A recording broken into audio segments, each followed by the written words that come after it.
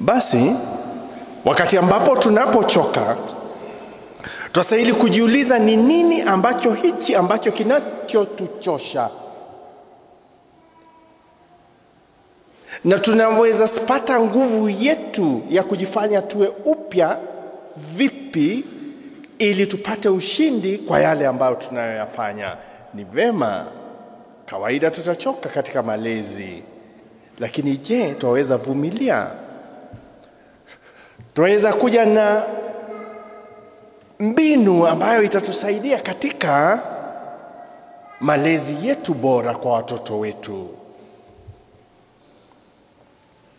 Je, twaweza kuja na mbinu ambayo italeta urafiki na utu katika familia?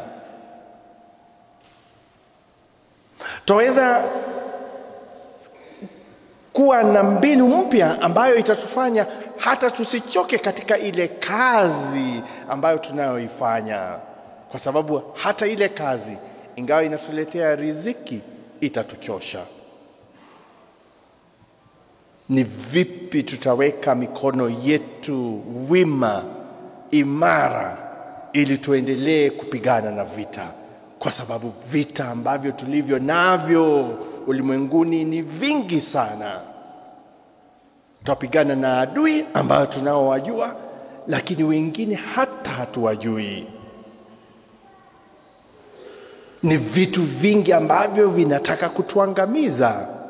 Je, twaweza vipi kuweka mikono yetu wima katika sala ili tuweze kupambana na adui tunaowajua na tusiowajua?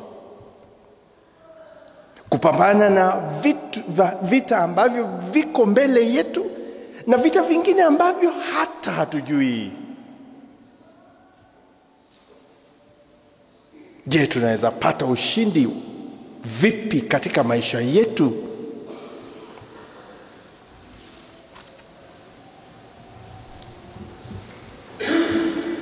Na katika injili ya leo